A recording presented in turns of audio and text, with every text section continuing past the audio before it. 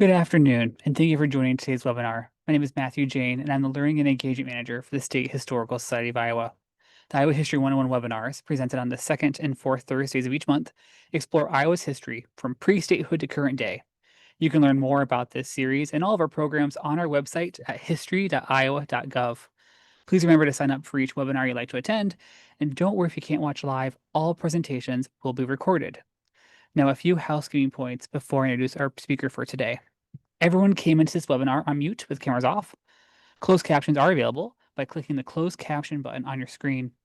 The webinar is being recorded and will be placed on the Iowa History page of YouTube in just a few days. I have disabled the chat function, but if you have any questions, please type them into the Q&A feature throughout the webinar. My colleague Rachel Hansen is watching that feature and will prepare a list of questions for our speaker at the end of the presentation. But please note we may not be able to get to all the questions. Also, a few days following the program, a thank you email will be sent, which includes a list of additional reading and resources for you to enjoy after this talk today. And now I'm pleased to introduce our presenter, Val Van Kooten. Val Van Kooten is an administrator of the State Historical Society. Previously, she was executive director of the Pella Historical Society in Pella and taught history and writing for more than 25 years at Central College. Valerie has always had a love of history, and especially local history, since she was a little girl, thanks to her grandpa Byer, who taught her natural history, and her parents, who loved American history and agricultural history. Valerie is the chair of the Marion County Pioneer Cemetery Commission and is grants chairperson of the State Association for the Preservation of Iowa Cemeteries, SAPAC. If you want to pick a fight with Valerie, just tell her that history is boring and then be prepared to admit defeat. At the State Historical Society, Valerie oversees all aspects of the enterprise, including the Historical Museum, Research Center, Library and Archives, Education, and Historic Sites. And now I'm happy to turn to Val to begin the webinar for today. Well, hello, everyone. I'm so excited to be a part of the History 101 seminars. I enjoy them. I've been watching them on and off for years, and it's just really a thrill, especially to be able to talk about something that is from my neck of the woods, um, and that is the Hollander fires of the World War I era. Okay, and there we go. This is a saga during the World War I years when ethnic communities that were seen as too German often clashed with those who had been in our country longer and had already shed some of their native customs and language. While I have found some other areas in the U.S. that had something similar, nothing this, I can't find anything that was this dramatic or this devastating as what happened right here in this area between 1916 and 1919. Peoria, Iowa, and if you're from my area, you call it Peoria, and I will try to refrain from doing that. Peoria, Iowa, as it's known to us, lies about 7 miles northeast of Pella, and you can see the dots that I put on here. Peoria's in the pink. I put New Sharon a little too far south. It's really about right over straight east. Um, not so far from Peoria, maybe, I don't know, 6 miles. And then you have Sully, that's a little bit to the northwest in Jasper County. Uh, Peoria and New Sharon are in Mahaska County, and Pella, the X, is in Marion County. So those are the major towns that we are referring to here. Peoria was founded in 1853 by settlers primarily from Ohio and Indiana. As small towns go, it flourished. By 1895, it had almost 150 citizens. A January 6, 1876 report in the Oskaloosa Herald, the county's main newspaper, talked about Peoria. It says Peoria is situated on the northwest part of Mahaska County, 2 miles from the classical Chautauqua, which is the Indian name for Skunk River. And maybe you're with me, and that would be a lot better name than Skunk River. I like the original better. A very quiet, unpretending little village nestled cozily among the hills, surrounded on all sides by good farms. We have some live, wide awake farmers in our vicinity. men willing to work and ready to do anything toward building up and elevating society. A railroad running through this little village would so materially aid it that it would soon outgrow the present boundaries. We trust that there is a bright future for it. However, Peoria had reached its peak. It had about 150 people. You can see on this map a little bit about what it looked like in 1871. It was a pretty going little town. It had a Methodist church and a Christian church. It had a wagon shop, a blacksmith shop, a creamery. Um, the hopes of the railroad coming through did not materialize. So that dashed a lot of hopes, but it continued to thrive. It supported a hotel, a flour mill, two dry goods stores, a post office, a public school, a harness shop, a creamery, a tavern, a Masonic lodge, a cornet band, and a community club, which functioned as a sort of country club for Peoria's upper crust. So here in the bottom right-hand corner, if you can see the L on this building down there, that was the hotel, and across the road from it was the tavern. So that was pretty convenient for visitors. The churches were up here on the north side of town. It was a pretty good town, and it was making strides.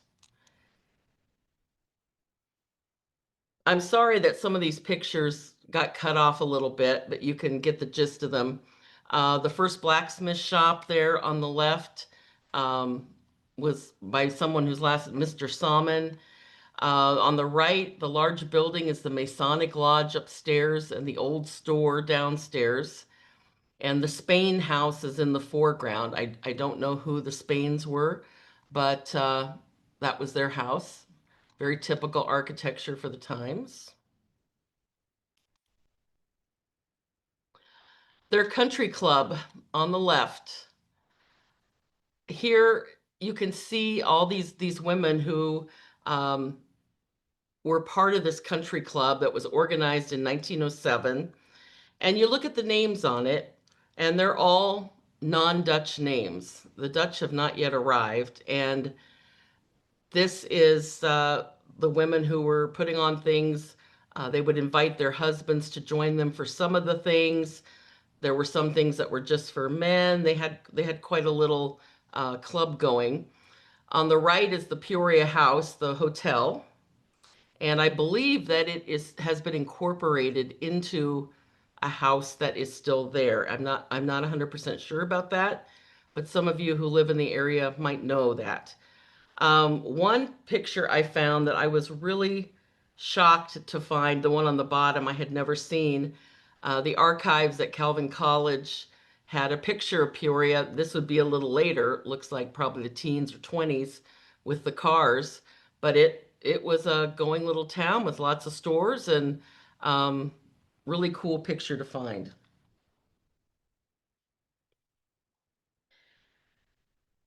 Things began to change for this little town in the 1870s and 1880s. Pella was only 7 miles to the southwest, and had been settled by a group of Dutch immigrants in 1847. Over the next 15 years, before the Civil War, large groups came from the Netherlands to join those in Pella, and before long, land was scarce around the Pella area. This period will see a group of 50 families who leave Pella to found Orange City in northwest Iowa. They just simply needed more land, and it was too tied up and too expensive around Pella. For those who wanted to stay in the Pella area, farmers began buying land within 25 miles of Pella. That included the Peoria, Sully, and New Sharon areas. The children and grandchildren of those original 1840s and 50s settlers needed more land, and once there was a good bridge across the Skunk River, more and more of them headed northeast to buy farms there. In doing so, they drove up the prices of farmland for the American farmers in the area. And I'm using the language that was used at that time in newspapers, talking about the Dutch and the Americans. The Dutch are the Dutch residents or Dutch background residents of Peoria. The Americans are those who had been here before. So to distinguish. The Dutch clung together rather cliquishly. Immediately in all three of these little towns, Dutch Reformed churches of some sort were built. A Reformed church in New Sharon, which you can see on the right, and some Christian Reformed churches, which were a break off of the Reformed Church in Peoria and Sully. Top left, you can see the Peoria Christian Reformed Church. The school was right next to it to the left. The parsonage was right next to it to the right. So they were all very close together. In the bottom, we have the Sully Christian Reformed Church built around the same time. This ruffled a few feathers in those settled communities, which had what they thought of as perfectly good places of worship. It wasn't long before the Dutch wanted to build their own private Christian schools. In Peoria in 1907, in Sully in 1911. According to the 50th anniversary booklet of the Peoria Christian School, there was a lot of pushback in the community about opening a separate school. Reverend William DeYoung was someone who grew up there, and he remembered that many harsh words and even threats were heard from persons outside our little circle, as our community at that time was quite heavily populated with Americans not of Dutch blood, who said, if you start something like that, you'll suffer. Even in our own group, there were those who disapproved of the project. And their concerns there 120 years ago were the same concerns people have today about taking away funding um, from the public schools, and they were afraid that their public school would suffer. One man who grew up in Peoria in the early years, this Reverend William DeYoung, wrote about his adventures as a boy. The Dutch-speaking people despised the English-speaking people as much as the English-speaking people despised the Dutch-speaking people. The kids would have fights on the way home from school. The kids that went to the public school, the kids that went to the Christian school. So they would dismiss the Christian school 1/2 hour earlier to avoid these conflicts. And so you've got the seeds of dissension that are being sown in the years before the First World War. You had on one hand the Americans who had been in the area for 60 to 70 years, and the Dutch who came in 30 to 40 years, who had come from the Netherlands 30 to 40, 50 years before. The Dutch stayed to themselves in churches, schools, clubs, shops, and other social areas of life. Um, you would not find Dutch women going to the country club in Peoria. I mean, they were going to Ladies' Aid, okay? So big thing there. Many of them kept to a Dutch language at home and in their churches.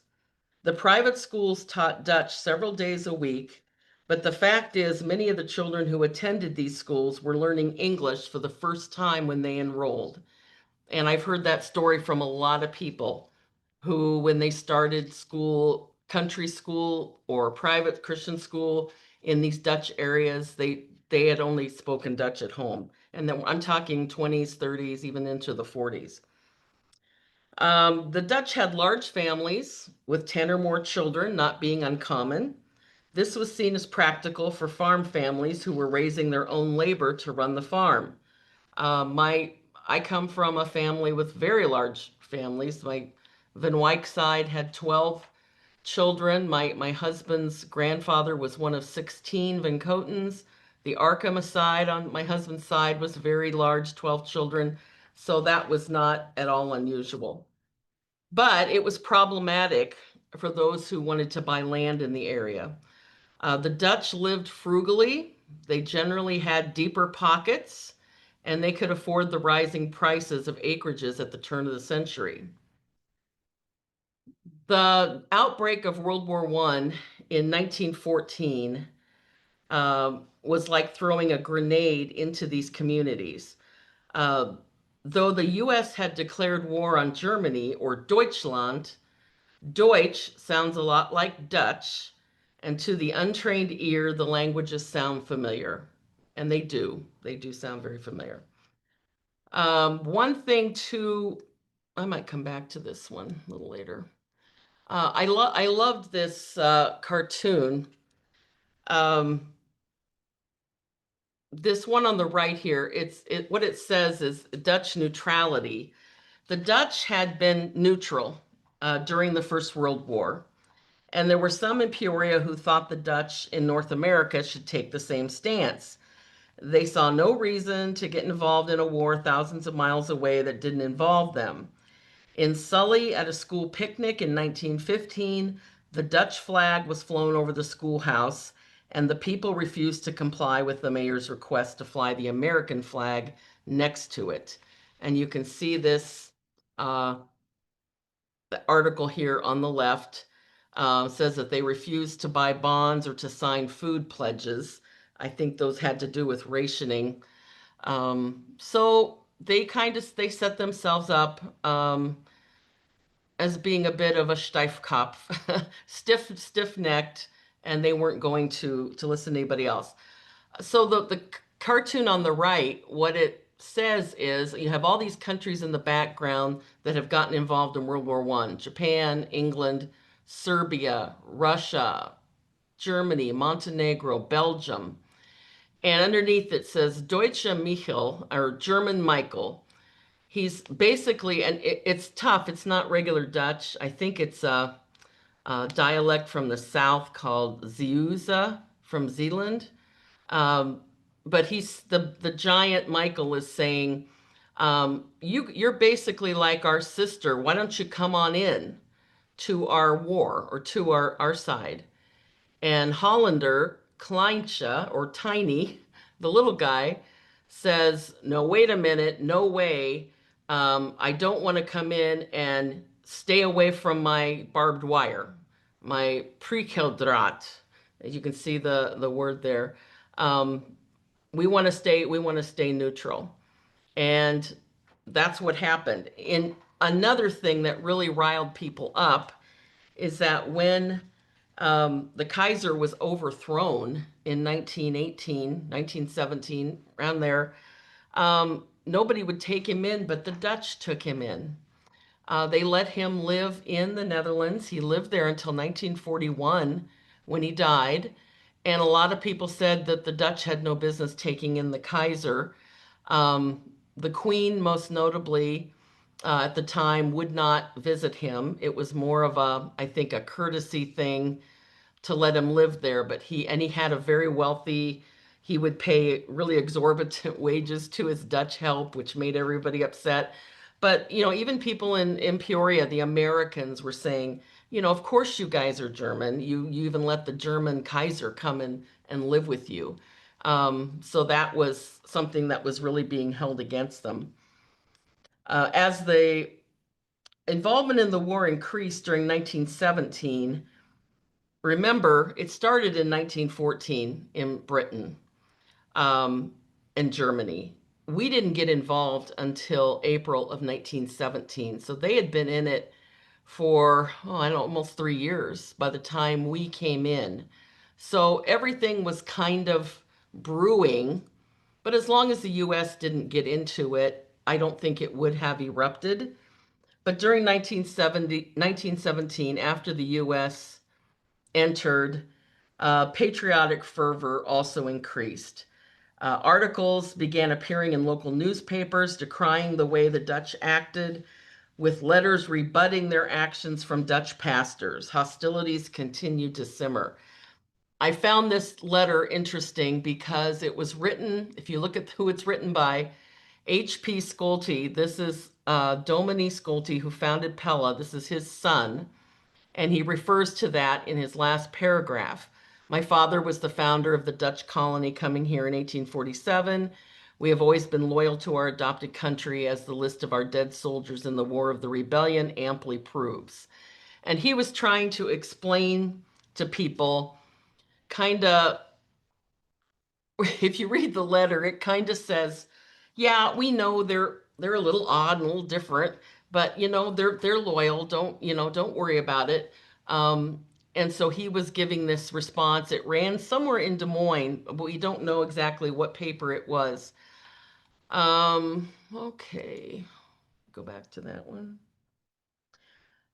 Soon after this, the Christian school in Peoria was closed because of they were scared of things that were happening. After America entered the war, they hired the teacher and the pastor in Peoria. The teacher was Mr. Heatbrink, James Heatbrink. He was the principal. Um, Reverend J.J. Veersing was the pastor at the Sully CRC. Mr. James Heatbrink was walking home one evening after his classes. He had stopped at the Peoria store with to buy a supply of groceries when a young man waylaid him from behind, knocking him to the ground and beating him severely. And in good Dutch fashion, the newspaper article also said it ruined some of his fruit that rolled out of the bag. So that might have been the biggest crime here. I don't know. Soon after this, the Christian school was closed for fear of destruction by fire. According to a Pella Chronicle article, a state representative of the State Department came down, permitted the school to reopen just for a week in order to permit the graduates to be uh, come in and get their diplomas and graduate from 8th grade. But otherwise, it was closed. And at this time, the notes of the Peoria Christian Reformed Church consistory say that the church is starting to consider fire insurance. They had never done that before. There was a feeling among a lot of the early Dutch in the Reformed faith that you don't buy insurance, you trust in God, and it's flouting providence to do that. But they considered buying it, and they must have bought some because later you'll hear that insurance does pay out. Weersing, this was also new. He came about this time. Before he became a pastor, he had studied law, and he was very blunt in his beliefs. He was against the U.S. entering the war. He was heard to call war bonds blood money and discourage their purchase by saying that every bond you buy will buy bullets. Reverend Weersing used his earlier training to do whatever he could legally to help the boys of his congregation avoid the draft. Because he had an excellent command of English, he assisted the young men of his congregation in filling out their questionnaires to obtain a deferred status. In at least one situation, he assisted one family in transferring the land from the father's name to the son's name so the son could claim exemption status based on their being farmers. Well, predictably, his actions led to charges of being unpatriotic and eventually of having pro-German sympathies. While Weersing was accused of keeping the boys from the draft, we have to note that the same thing was taking place among American families, and not just in that area. That happened all over the country. The procedures were legal, but questionable. I guess questionable morally, but they were legal. In late April 1917, this would be right after we entered the war, Reverend Weersing was arrested for violating the Espionage Act. He was taken to Ottumwa, placed under bonds, and released with the condition he stay out of Mahaska County until the grand jury had completed its investigation. Apparently, Weersing did return to Peoria at some time because the New Sharon Star reported that, on the left, the mob was determined to get Reverend Weersing. Accountable witnesses state that the rope was ready and that the hanging was planned from a large tree by the parsonage in Peoria. When the mob arrived at the parsonage, they found Reverend Weersing and his family gone.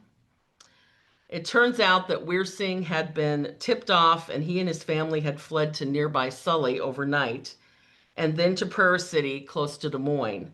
With Reverend Weersing gone, many hoped that tensions would die down, but that wasn't to be. A story circulated about this time that a mob was going to come in and completely burn down every Dutch person's home, barn, Word spread by mouth and telephone, and on the night of the planned attack, everyone left town and sought refuge with friends and family. The burning of the town did not occur, but a mob did meet with full intentions of performing the deed. Ironically, a group of Americans stopped the men at the Warren Bridge and told them they would only hurt innocent people. The members of the mob evidently changed their mind and dispersed. So you have Americans who are not participating in this, who think it's horrible and ridiculous, and who stopped it from getting worse. I think things would have quieted down a little bit more, but on May 23, 1918, the Babel Proclamation is issued by Iowa Governor uh, Warren Harding. This proclamation made it forbidden for any Iowan to use any language other than English in public. This included schools, trains, meetings, churches, and even telephone conversations. This blew up the little town of Peoria, the final act in turning neighbor against neighbor. Many of the Dutch did not understand English well. Some could speak and understand it, but couldn't write it. Several at this time had just arrived from the Netherlands and had no grasp of the new language. Their churches sang from Dutch psalm books. The ideas of having meetings and church services in a language they couldn't read, write, or speak seemed absurd. If you look at this proclamation, in the first page, the governor says, I realize everybody has freedom of speech, but that's not a guarantee to use a language other than the language of this country. And it says, we're in a time of war, and so this is a special exemption. And then on the right-hand side, he lays out the four things that have to happen. English should and must be the only medium of instruction in public, private, denominational, and other similar schools. Conversation in public places, on trains, and over the telephone should be in the English language. All public addresses should and must be in the English language. Let those who cannot speak or understand the English language conduct their religious worship in their homes. The Dutch in Peoria immediately found themselves spied upon. Strangers showed up at their churches to see if they were using a language other than English. And for a while, the pastor would speak the sermon in Dutch, and then somebody would be there to translate. They did that for a while.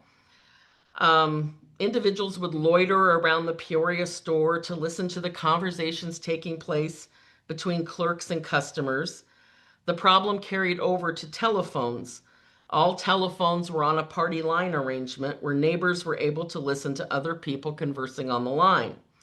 If Dutch was spoken, the offending party would be turned in and they would find their mailbox painted yellow or yellow paint smeared on their barn, which was supposed to be a sign of shame, I guess, by doing that. Something interesting that we don't really think about is that although other states would outlaw the speaking of German during this time, Iowa was the only state in the Union to outlaw all foreign languages except English. Other ethnic groups in Iowa were also very upset. A priest from St. Wenceslas Church in Cedar Rapids wrote the governor about his congregation using the Czech language. A Lutheran pastor in northern Iowa complained that his congregation had prayed only in Norwegian for 40 years. And Governor Harding replied, and this, I can't really believe this, but it's noted, it's in the books. Governor Harding replied, "There is no use in anyone wasting his time praying in languages other than English. God is listening only to the English tongue." So he did not have a lot of patience for that. It was about this time that the Dutch people in the area began receiving threatening letters signed by a group that called themselves the Black Hand, warning recipients to sell out and get out or expect to be burned out. Now, the Black Hand, I don't know, it has to have gone back to this group in Serbia who were responsible largely responsible for the death of the Archduke Archduke of Austria, the one who was Franz Ferdinand, who was killed and started the whole chain that led to World War I. They were a group of Serbian nationalists. They called themselves the Black Hand. They were kind of guerrilla fighters.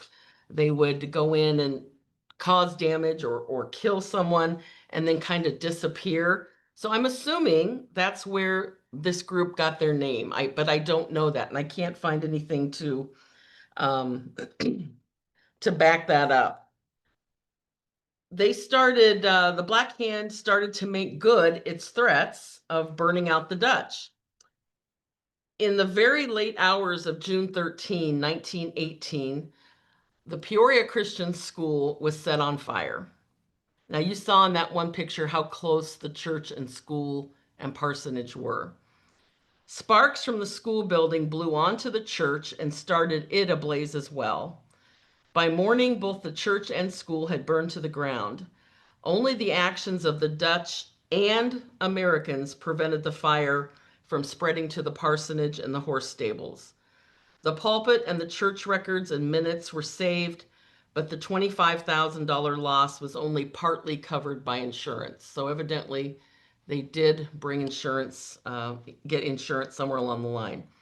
The way this was found was I found several sources that talk about a woman who lived in Peoria who was up with a sick baby and saw flames and started calling around, and that's how it was eventually found.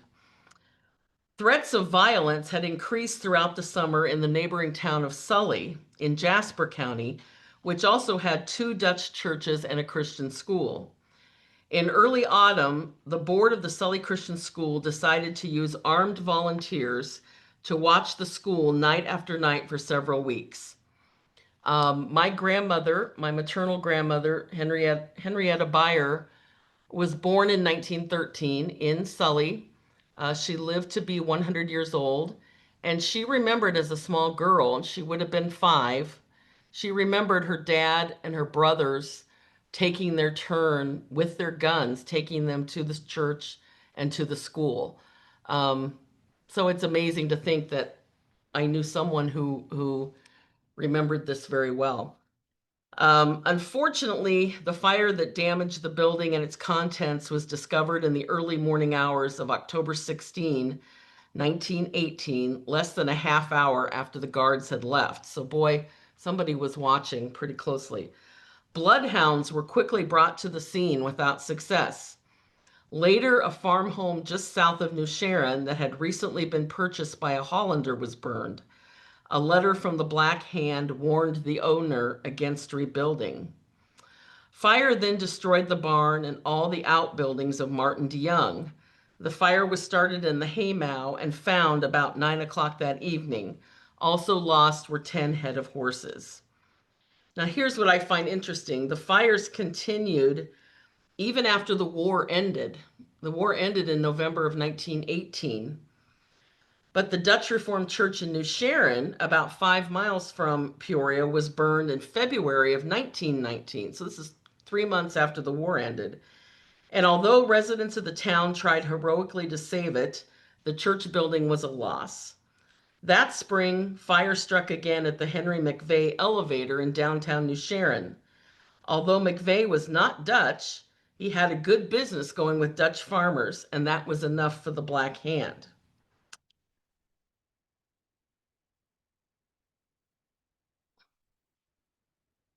The last major work of the Black Hand, the one that broke the camel's back for a lot of people, so to speak, occurred against the pastor of that New Sharon Reformed Church. On a Sunday, the end of May, 1919, Reverend Edward Hoybrechtsta, the pastor of the church, was home alone.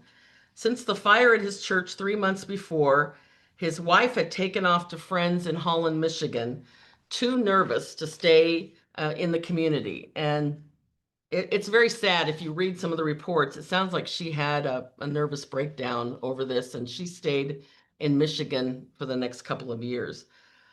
The pastor discovered 4 sticks of dynamite outside, propped up on the north side of the house. The fuse had burned to within a couple of inches and then fizzled out. No one was sure how much damage would have been done if the dynamite had actually exploded, but the citizens of New Sharon had had enough. The Mahaska County Sheriff got involved, and the citizens placed a reward notice in the New Sharon Star that made it clear they were serious about stopping the Black Hand. And you can see here on the right, they were offering a $1,500 reward. This will probably be increased to $2,500 by next week. Well, I would think, who's going to turn them in for $1,500 if they could get $2,500? They tip their hand there, but whatever. As an evidence of how the community feels, this speaks loud. They had had it. The Iowa fire marshal opened an investigation and pursued it doggedly for several months, including taking handwriting samples from many people trying to match it to the letters. But suddenly the fire marshal dropped the investigation, claiming lack of money to continue. So the case was handed over to the state attorney general's office, whose investigators were the forerunners of what is now the DCI. The foremost suspect was a 20-year-old man named Roy Eflin. I cannot find a picture of him anywhere, even in trial articles or things. So I don't have that.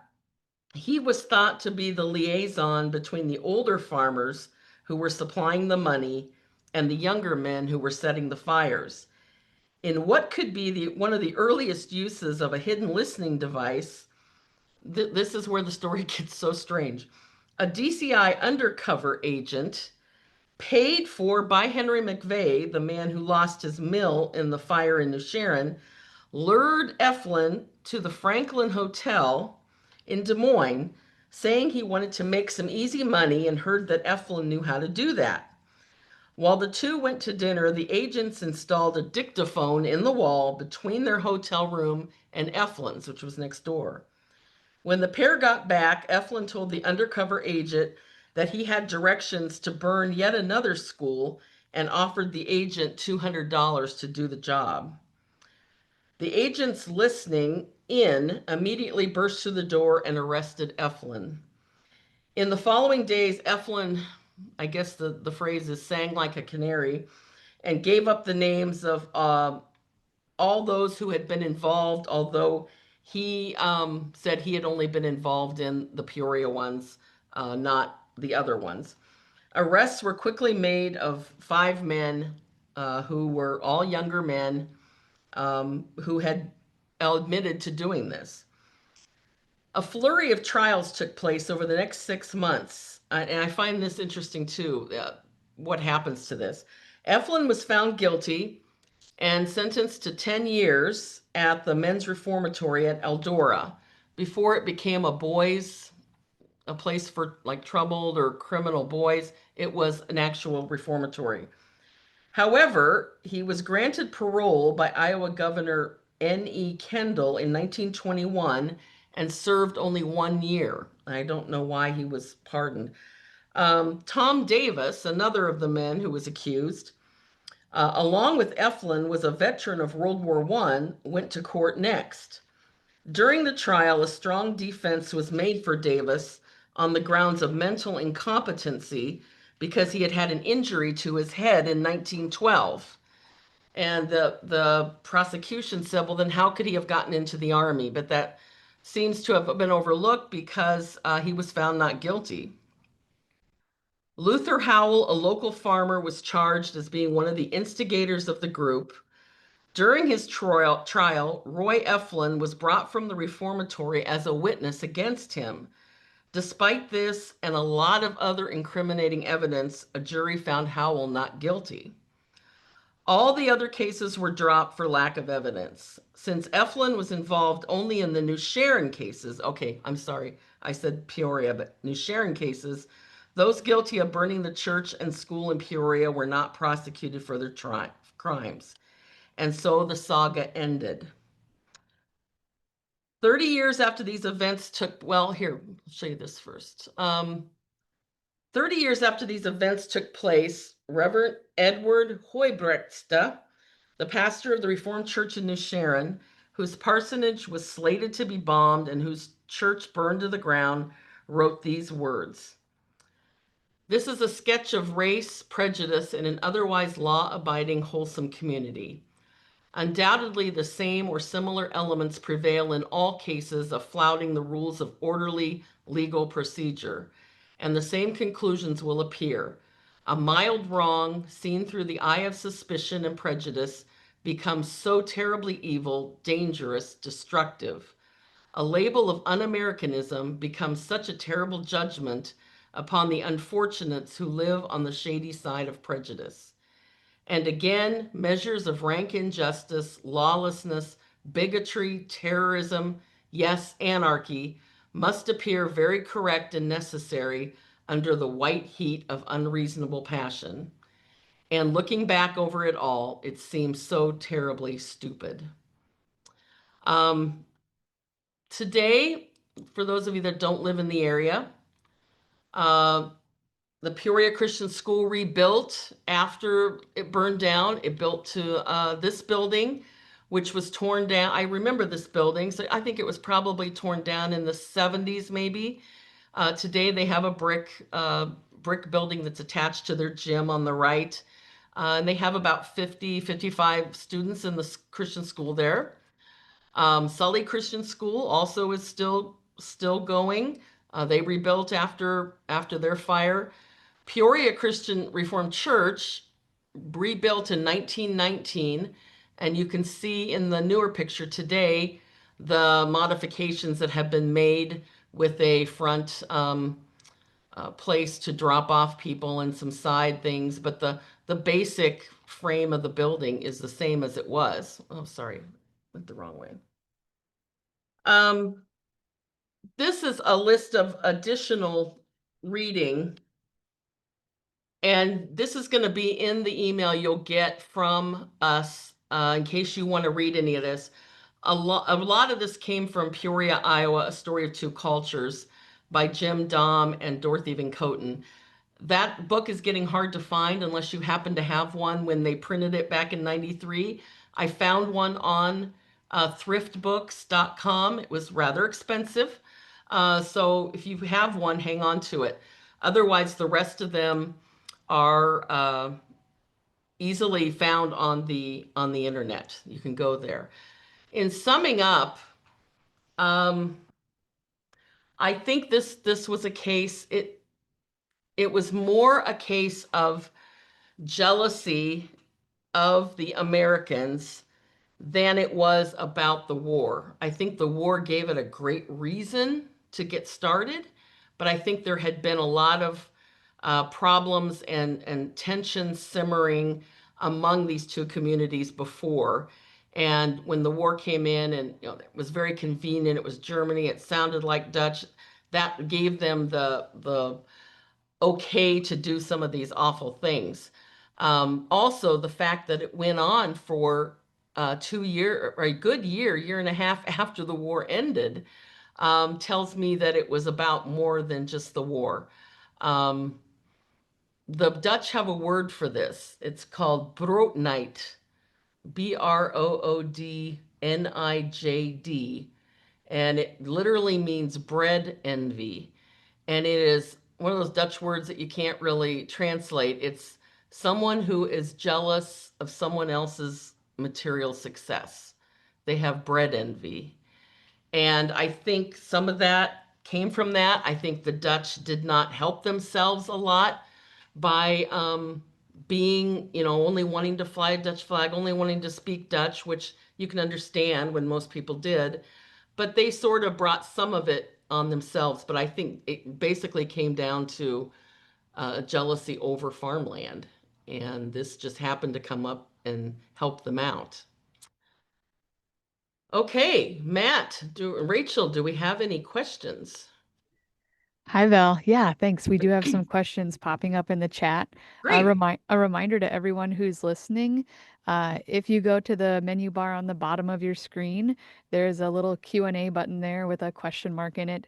If you click there, you can submit a question that you have through the Q&A feature on Zoom. Please note we might not be able to get to all of the questions, but we will do our very best.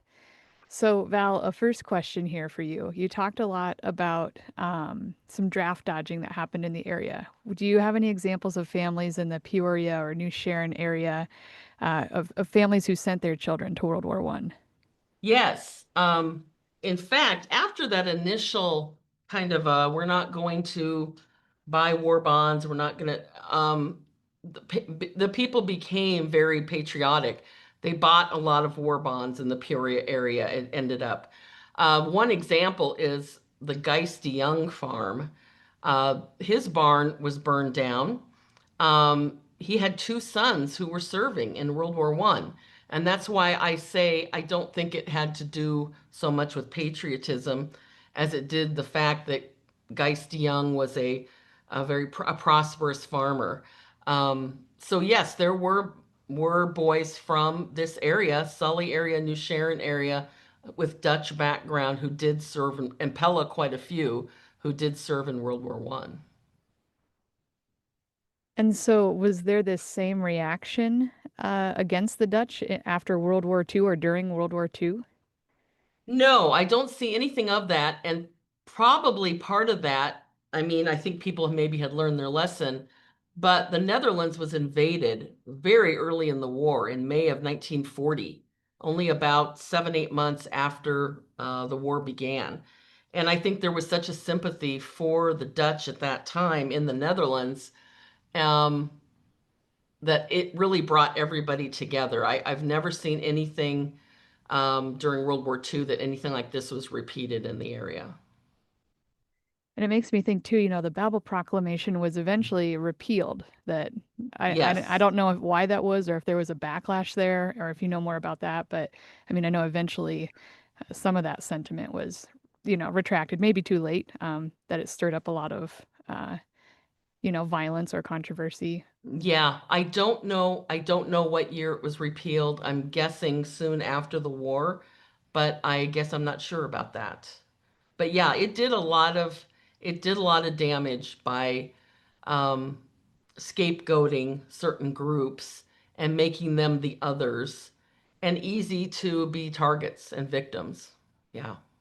So we have a question here in our chat along those same lines of at this same time in Iowa in the a little later, I guess, in the 20s, the Klan flared back up in many places. hmm Do you know, was there activity in the area toward the Dutch? Do you know? I've never seen anything toward the Dutch. There was a very active Klan in the area, especially south of Pella, in the oh southern Marion County into Mahaska County, Eddyville, Harvey, those areas. There were members of Pella and from Pella who were members of it. Most of the time, they were targeting immigrants, and by that time, most of the Dutch people in Pella were not seen as immigrants anymore. They were targeting Catholics, they were targeting Black people. Southern Marion County had a lot of Black people who were working in the coal mines. You have the whole Buxton area in Monroe County. But I've never seen anything now, there might be out there, but I've never seen anything of the Klan targeting Dutch people. And after we kind of go through this period in World War One, is there a change to Dutch culture and Dutch life? Like speaking, Dutch in church or in the community, is there a change that happens post-war? Well, I think that happens organically. It happened in Pella as well. You don't have as many immigrants coming in speaking Dutch. You only have the older people. When they die, their kids don't really know it so well. The grandkids for sure don't know it. Um, Church services in many places went, I don't know about Peoria and Sully. In Pella, at the church I grew up in, Pella 1 CRC, Dutch did not completely phase out until 1959. So most of their services were in English, but they still held Dutch services as well. And I don't know what year they quit doing Dutch, but I think it was more of a just so we don't have as many Dutch speakers. than it was, oh, we got to quit doing it because it makes us look bad. I don't think that was really the case. Sure, some incredible resilience. And maybe like other groups that after a third generation that you just Yeah, see language begin to fade, yeah, or change. yeah. We When have you a lot. talk when Yeah, you go ahead. talk to when you talk to people whose parents spoke Dutch and you'll say, "Well, didn't you learn it?" And they'll say, "No, we didn't. We only learned the swear words." Or, and I always thought that'd be a great incentive to learn Dutch is if your parents are talking about things they don't want you to hear about. But that doesn't seem to have caught on a lot. So, We have another question here. Were any of the established Dutch immigrants that came earlier in the 1840s or so, were they on the side of the Black Hand during World War One? no, not according to any newspaper articles. They were all There was a group of 5 or 6 young men, all considered Americans, most of them with family who had come from Ohio and Indiana. Um, and then the older farmers who were actually the ones paying the money for them to do it also. No, it doesn't appear that there were any Dutch at all involved. We have a number of stories also coming in through our chat Oh, of good. people who have relatives who have experiences to share. A grandfather who brought the Peoria pastor and his family to Sully and hid them in their house.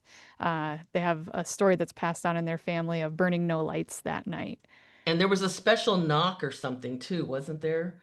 They had to knock on a certain door, so I remember reading something about that. Yeah. And then another story of a teacher in the Sully schoolhouse whose desk fell into the basement during the fire. That there are Okay. some family stories passed down. So definitely some people from your neck of the woods who have a lot of Yeah. histories passed down to share. Right. Oh, great. So as you were, doing your research, you have your sources here. Where else would you recommend that people go if they want to learn more or, gather up some of their own stories?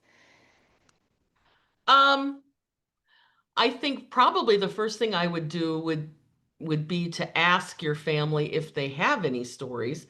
Um, a lot of times people don't think to share them until someone asks them. And I remember asking my grandma about it, and I was so glad I did because otherwise I don't know if she would have shared it. I had heard about it and I asked her, and she said, "Yeah, it's." I would also look at uh, the churches, your churches are, if your church was involved, their archives, their minutes, like consistory meetings and things, if you're allowed to go through the old minutes. Old newspaper articles are invaluable. They're almost all online now. So Pella, New Sharon, Oskaloosa, they all ran articles on this, especially the New Sharon Star. It was really um, a going paper at the time. I said that's probably the most excitement they'd had there for a long time, but they reported on it very extensively. And as you get online and look at some of these additional reading, like the Robert Schoenejongen article here, then he refers to other articles. And so you can kind of build a branching out of finding other things. There are, of course, things that contradict each other. Some dates contradict each other. So I tried to go with the ones I thought were the most logical. Um, but everybody's memory is a little bit different on some of these things, especially on family stories passed down. Are there any memorials in any of these towns of the Hollander Oh, fires? I don't think so. I'm not sure they would want to commemorate it. Maybe, I don't know. If we have folks on from Sully or Peoria, would you want some kind of plaque or something? I don't know. That might cause hard feelings Sure. in the community. I think there are some who think we should just forget about it, bad period. But I think we have a lot to learn uh, from what happens when an established culture and an immigrant culture collide, and the misconceptions that we have about each other. And, um, it still goes, of course, it still goes on today. So one last question for you, Val. What inspired your interest in the topic? Oh, I just because it's so close to home, and because I had a grandmother who was a Van Wyck who grew up in Sully, and I've always loved all history, but I love local history really a lot. And to me, it always, people think Iowa is this place where nothing happens. It's boring. And then you dig up a story like this, and it's something that was making newspapers in other parts of the country because of it. And it's something that happened right here and happened to us and happened to our families. And that's very hard not to get interested in that, I think. All right, Val, thanks. You've given us a lot to think about and some great resources that we will also share out in an email after the webinar. So if you're interested in digging into some of your own local history, you can start there. And Thank with you, that, everyone. yeah, thanks, Val. And with that, we're going to bring this webinar to a close. Thank you to everyone joining us today. And we would like to extend one last thank you to our administrator, Valerie Van Kooten. We hope everyone will sign up for the Iowa History 101 webinars that take place throughout the year. There are many great stories to tell in the upcoming months. For more information and to register for future webinars in this series or to watch recordings, check out our website at history.iowa.gov. Looking to learn more Iowa history? You can find and watch over 120 recorded webinars of past 101 programs on the Iowa History YouTube channel. We look forward to virtually seeing you for the next Iowa History 101 webinar on August 14th. The topic will be Iowa Brewing, a Complicated History. Thank you all again for joining us today and have a great afternoon.